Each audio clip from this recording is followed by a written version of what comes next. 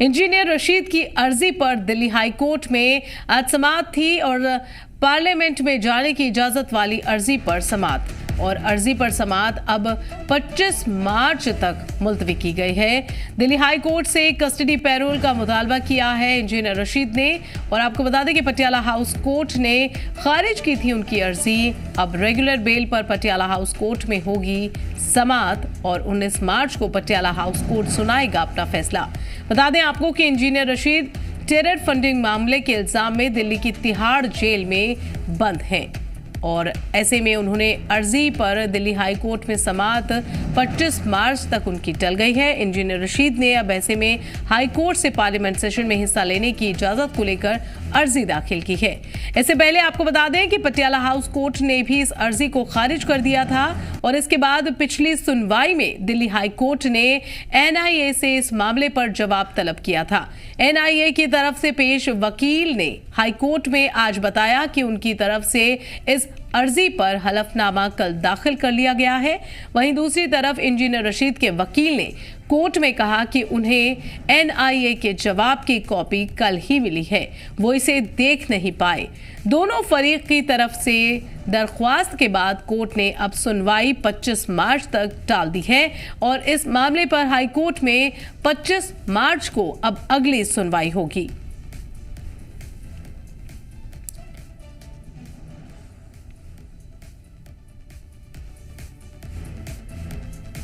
तो इसी खबर पर ज्यादा बात करने के लिए हमारे साथ कुपवाड़ा से हमारे नुमाइंदे एजाज खान मौजूद हैं। एजाज, आपसे जानना चाहेंगे कि सुनवाई टलने का सबसे बड़ा कारण क्या है और क्या है इसके पीछे की वजह?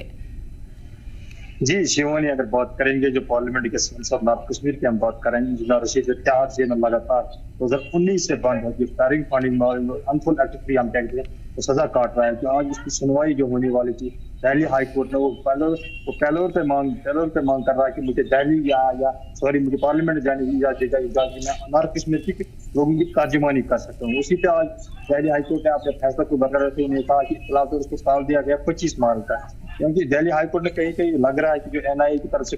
अगर बात करें इंजीनियर रशीद जो लगातार तिहाड़ जेल में बंद है, इंजीनियर रशीद ने लगातार कई दफा दिनों 10 दिन तक उन्होंने भूख हड़ताल पर चले गए, जहाँ भूख हड़ताल उनकी मांग थी कि वो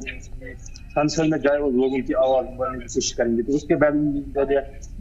एनआईए ने उसको लगभग 2 दिन के वहाँ पैरोल पर जाने की इजाजत दी गई, इसलिए इंजीनियर रशीद ने 2 दिन वहाँ पे।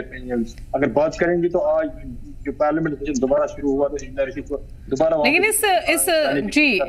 जी एजाज, लेकिन इस कार्रवाई के, इस सुनवाई के टलने के बाद क्या असर देखा जा रहा है? इंजीनियर रशीद पर इसका क्या असर पड़ेगा?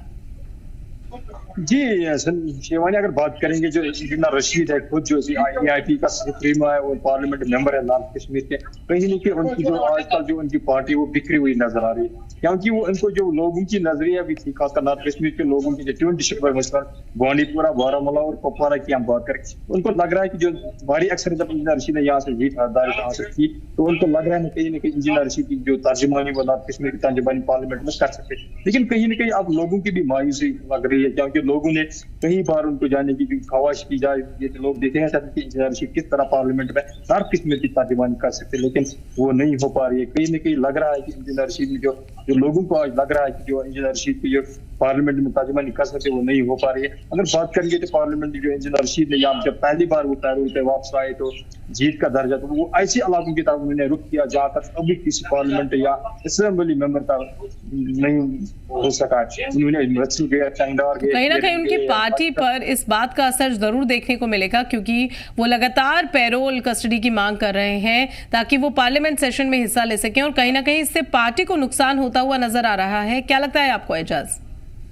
जी शिवानी, ये तो बात सही है कि कहीं न कहीं वो जो वलवला पहले भी था पार्टी में जब इंजीनियर रशीद ने जीता था वो अब खत्म हो चुका है, क्योंकि वो जो जब भी पार्टी का कोई सिपर में बंद रहता है तो उसका जो असर है वो पार्टी पे भुगतना पड़ता है। हाँ, अगर उन्होंने कई जगहों पे दफ्तर अपने खोल के रखे थे जहाँ पे लोगों का आना जाना था, लेकिन वो उम्मीद लोगों के साथ जो इंजीनियर रशीद के साथ जुड़े हुए थे वो दूसरों के साथ नहीं वो जुड़ सकते हैं, क्योंकि इंजीनियर रशीद जब भी कोई बात करे तो बेबाकी से अपनी बात रख सकते, चाहे पार्लियामेंट की हम बात करें या असेंबली की हम बात करें। जब इंजीनियर रशीद लगातार बंद है, वो पैरोल भी नहीं जा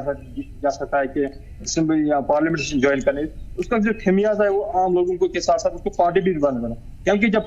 ऐसी पार्टी तो ये पार्टी बिखर जाती है। जब भी कोई पार्टी का सरबरा, ये भी देखने को मिल रहा है, जब भी कोई पार्टी का सरबरा बंद रहता है किसी की मतलब उसमें किसी का मतलब उसमें, तो वो पार्टी का असर ज्यादा पड़ता है, क्योंकि पार्टी बिखरी हुई लग रही है। तो पार्टी का जो रब्त ज़ब्त है वो खत्म हो जाता है। कहीं ना कहीं लग रहा है जब भी इंजीनियर रशीद बंद रहा है। लेकिन ये लगातार सुनवाई जी एजाज, लेकिन लगातार जिस तरीके से सुनवाइयां इस मामले पर टल रही हैं, क्या लगता है आपको कि आगे भी क्या ये 25 मार्च को अब इस पे समाअत होनी है, तो क्या लगता है आपको कि आगे भी ये सुनवाई टाली जा सकती है? जी शिवानी, ये तो डिपेंड अपन कोर्ट पे है। जब भी इंजीनियर रशीद का जो वकील है वो अपनी दलीलें पेश करते, तो एनआईए का वकील है वो अपनी दलीलें पेश करते हैं। कहीं ना कहीं लग रहा है कि कोर्ट को इंजीनियर रशीद अगर उसको पार्लियामेंट से ज्वाइन करता है, उसका असर जो है वो देश के हित में नहीं हो सकता। अब ये कोर्ट पे आयद होती है कि क्या वो इंजीनियर रशीद को पार्लियामेंट सेशन ज्वाइन करने देगा या नहीं, क्योंकि कोर्ट से बड़ा अदालत कोई नहीं होता। जो भी कोर्ट का फैसला होता है, चाहे वो लोअर कोर्ट की हम बात करें या हायर कोर्ट की बात करें, वो बिल्कुल मान्य है सबके लिए। जी बिल्कुल मान्य है, लेकिन इस जी क्योंकि हर एक कोर्ट का जो आज्ञा होता है कि कोर्ट के जो फैसला होता है हर एक को तस्लीम करना पड़ता है, क्योंकि कोर्ट से कोई बड़ा फैसला नहीं हो सकता है। अब